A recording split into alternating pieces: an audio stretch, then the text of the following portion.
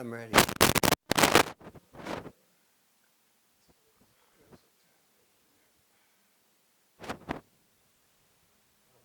all right.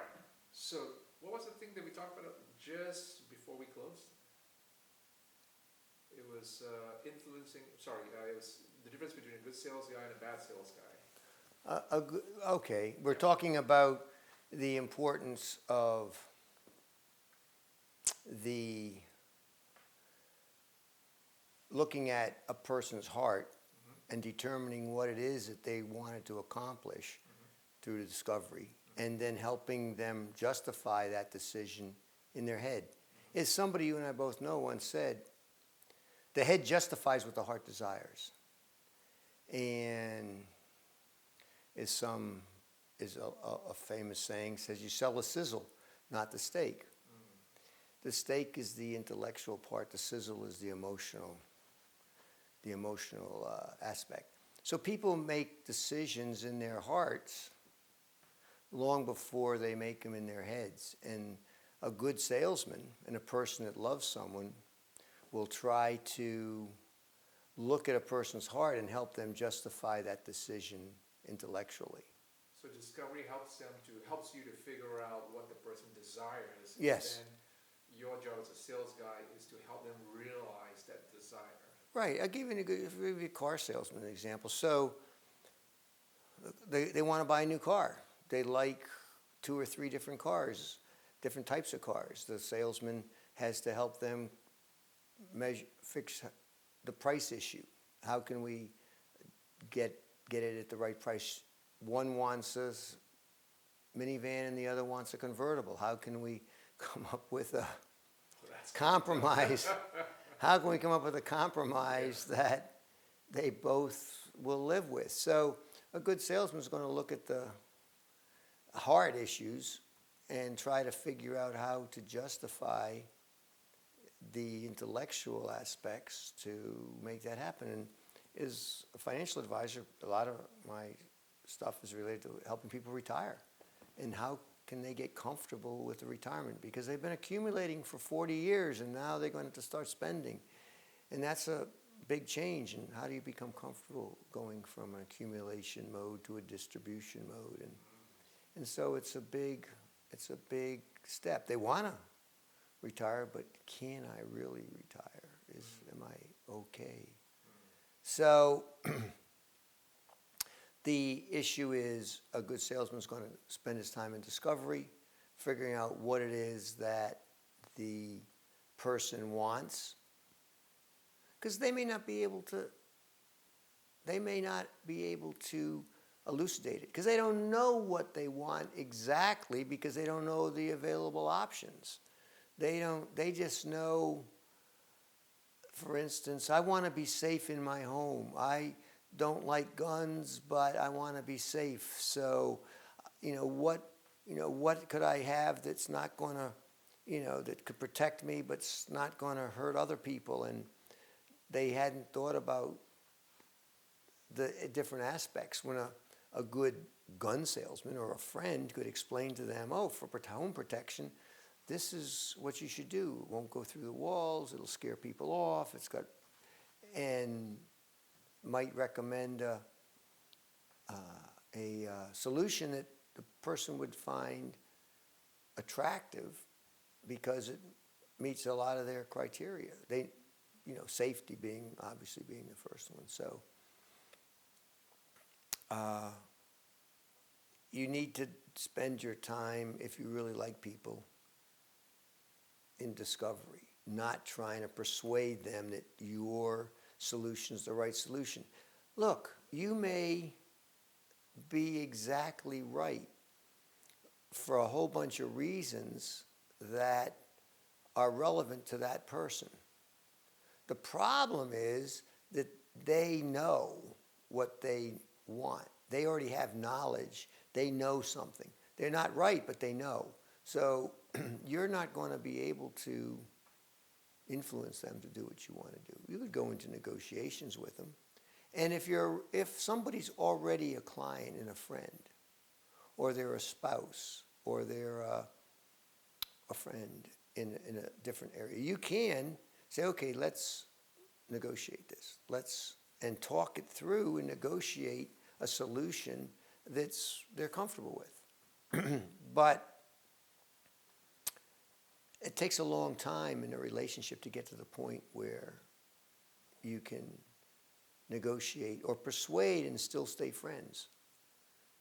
It's a really important characteristic for you to be able to know where you are in your conversational style with a person so that you don't step over boundaries that you're not permitted to step over.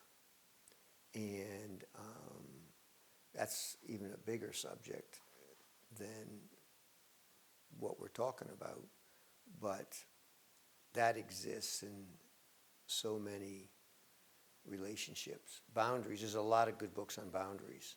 And I would suggest that if you feel that's happened, that, that's a good place to go. So we don't need to talk about boundaries because there's a lot of things you don't need to talk about because there's a lot of good books out there on it. What I want to deal with is things where I don't think that I've seen any books that address the issues.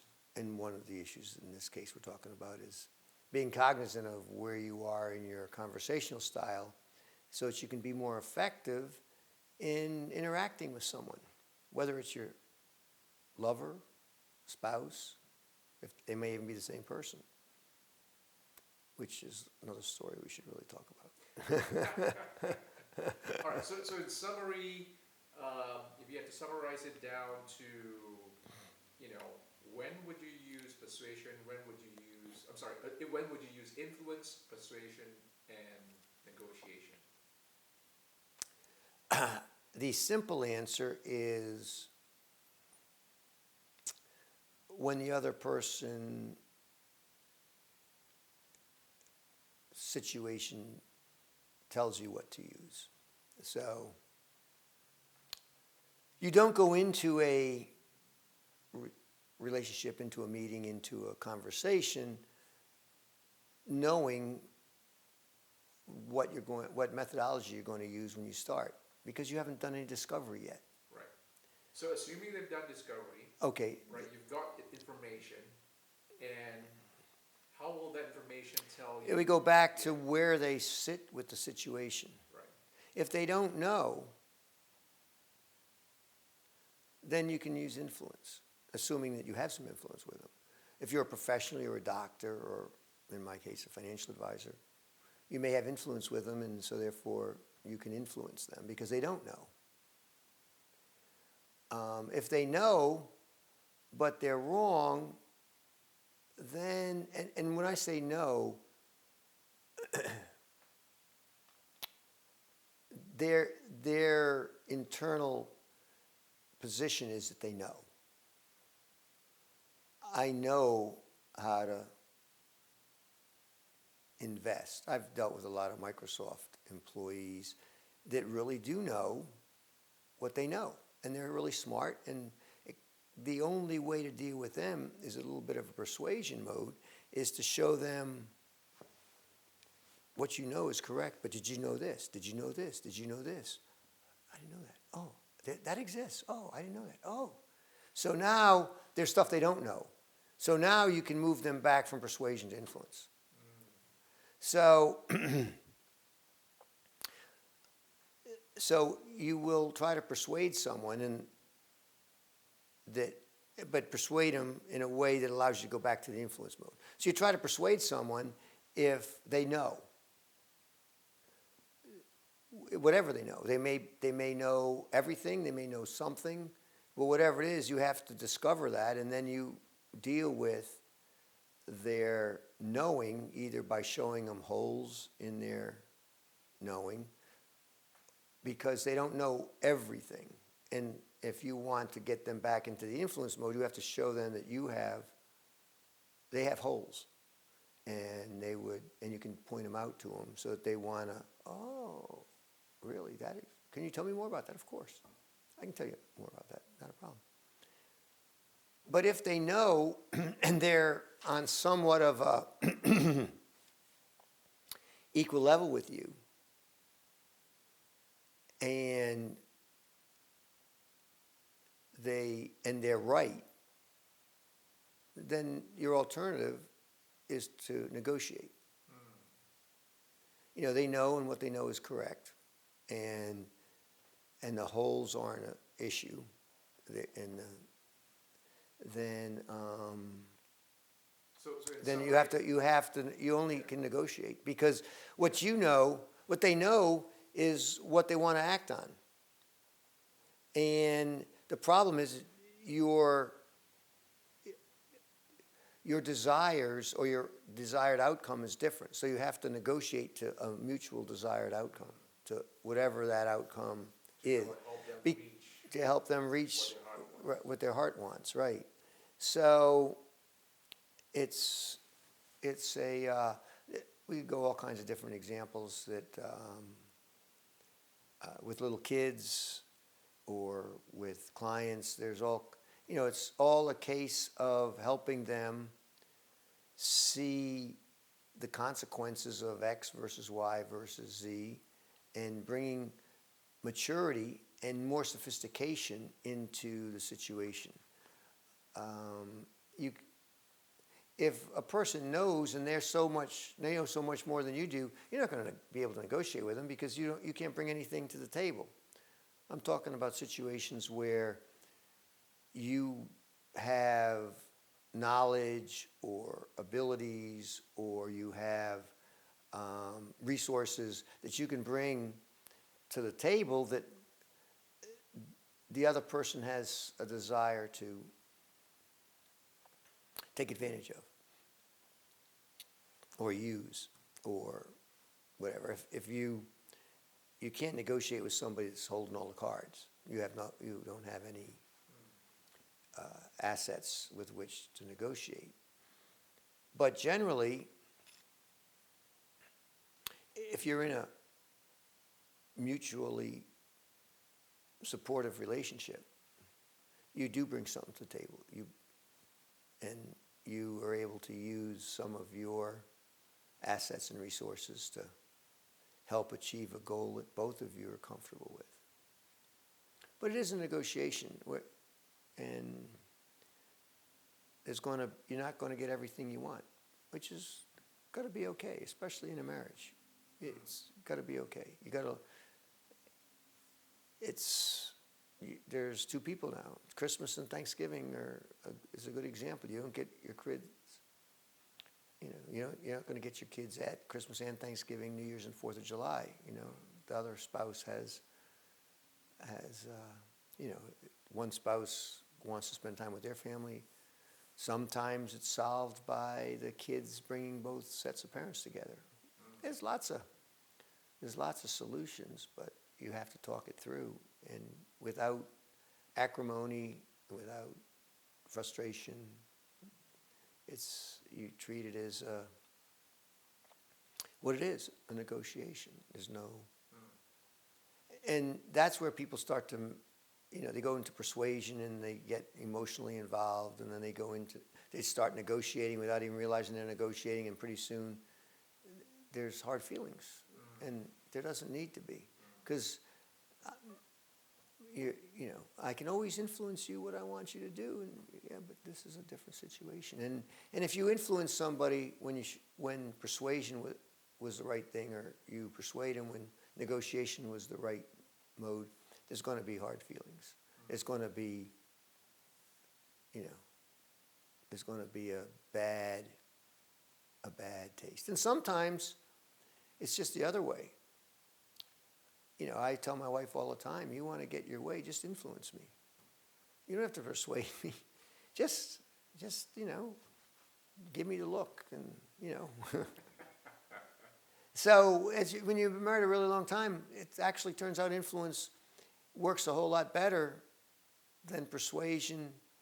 Honey, you got to take those vitamins because you're going to feel better, and you're going to really, you really need to take your vitamins. She's trying to persuade me to take my vitamins, right? And it's a lot easier than that, Honey, do me a favor, take your vitamins. She can influence me to take the vitamins. She doesn't have to try to persuade me to take them. or negotiate. If you take the vitamins,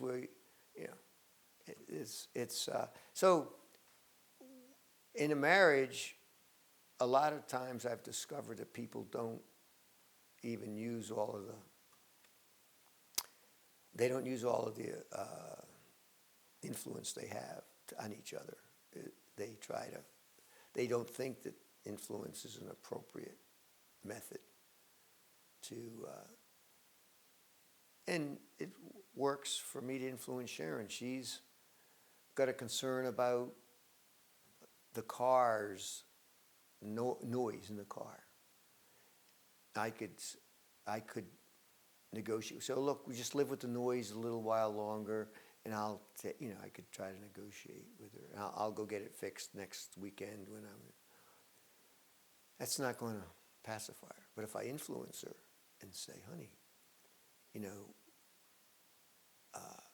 I've examined that, and I know cars pretty well, and you've got nothing to worry about. Oh, okay. Sounds horrible. I know, but it's just, it's just the brake pads or the brake rotors are a little warped. They're fine. We're just going to grind them down, and you won't have a problem. And I'll just get that next weekend. So I just influence her and make her feel comfortable instead of trying to go, there's nothing wrong with it. Don't worry about it. That's persuade her. Doesn't work. And negotiating with her isn't going to make her happy because the noise is still. What's going to make her happy is for me to influence her that I know cars and everything's going to be fine. And if it was really bad, I'd take care of it. So I try to influence her. So influence requires a certain degree of credibility and Oh yeah, trust, basically. oh yeah, right. You can't influence somebody that doesn't want to be that doesn't like you, trust you, acknowledge you, influence. Somebody up in the street walks up to you and says to you, you should be in the movies, and say, oh yeah. Well, he happens to be a really famous producer. Then maybe now, all of a sudden, boom, Right. you're influenced. But if it's just a stranger walking up to you saying you should be in the movies, it's like, what is that? Right. That's nothing. I don't know what that means. So, And the receiver in this case needs to have the self-awareness that they don't know what they don't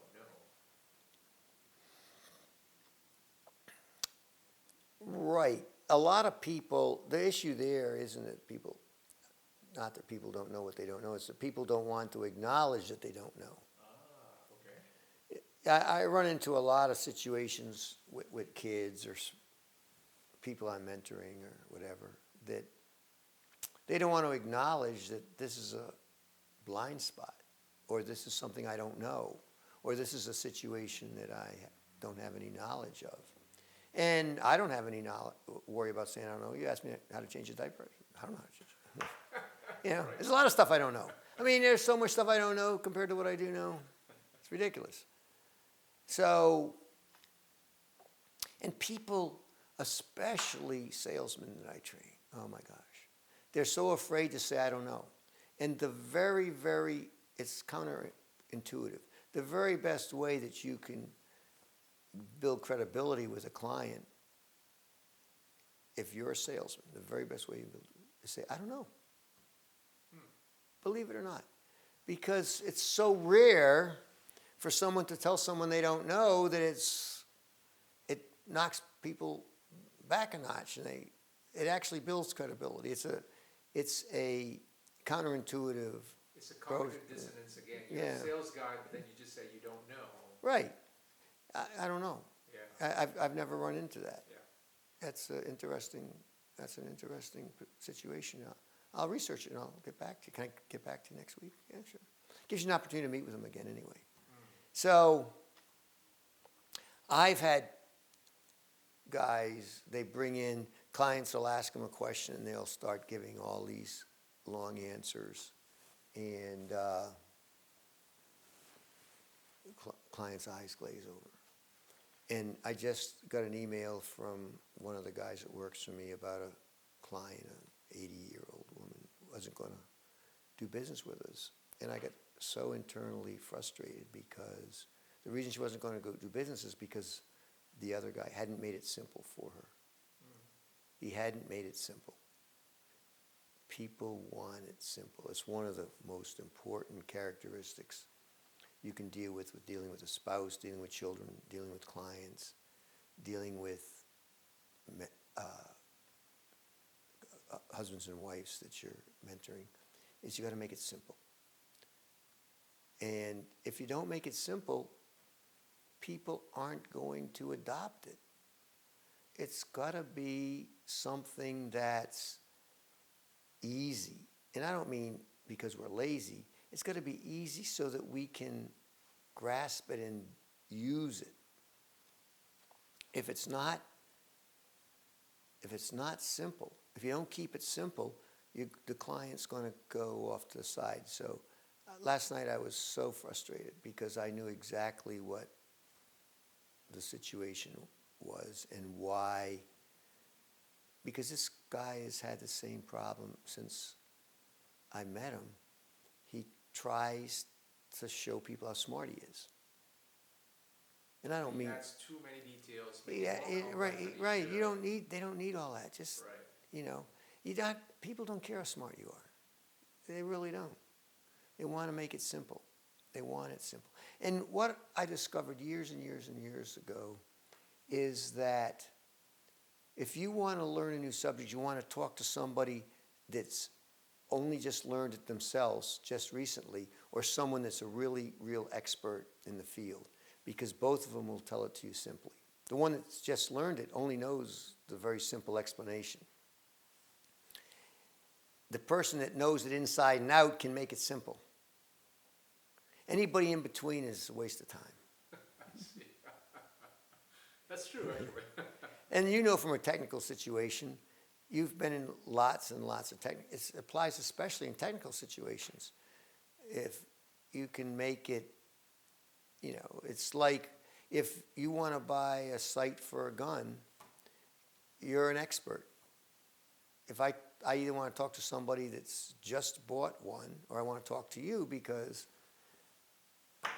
I'm going to get the simple explanation. This is what you should do because this is the best solution. If this is what you're trying to do, and this is the best solution if this is what you're trying to do. And I don't have to get all the other stuff and get the in between. And I think that keeping it simple, when you first start out, the best way to keep it simple is say, I don't know. And people aren't going to stop doing business with you because you don't know, or they're not going to stop talking to you because you don't know. They're not going to. They're going to actually be entranced by the fact that we'll go discover it. Let's go discover it together. I don't know. Let's go figure it out. And people like that. Kids like it. Spouses like it. Clients like it. We're going to explore together, and you go down the path together.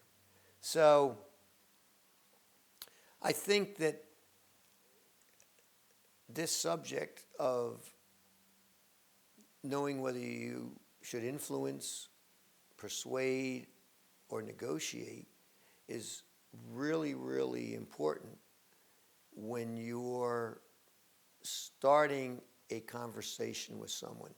Now, the very first minute you talk to them about any subject, maybe you're just meeting for coffee or a drink, and that's fine. That's not. But if you're going to be talking to them about any thing where a decision is made, going on a camping trip, or we're going to buy a purchase, or we're going to figure out if we're going to go to a football game together, or we're going to do these videos. What is our conversational style? Are we going to influence? Are we going to negotiate? Are we going to persuade? And it's good that the other person knows where you're at. The other person knows is that you're in what mode you're in. And it's pretty obvious, that you're in a persuasion mode or negotiating mode. And by knowing it, it takes away an awful lot of the emotional context of needing to be right. The reason that we get in a lot of arguments with people, and that's, why do we get in fights? Why do we end up having it didn't start out this way. All of a sudden we're fighting about something. Or we're in a discourse that has a lot of emotional overtones. Call it a fight. It's, why are we in this? Why are we not laughing and having a good time trying to figure this out? It should be fun to negotiate or persuade or influence. And my wife and I have reached that point. We really have a lot of fun. Sometimes I can negotiate a really good deal for myself. And for her, she doesn't care. It's great because what I want, it costs her nothing to give up. So I can negotiate. From my perspective, I negotiate a heck of a deal. So, and from her perspective, it's a good deal too, because she got what she wanted, and so Anyway, so it should be fun. So why do we end up in emotional morasses? Why do we have end up with a fight because we disagree about something?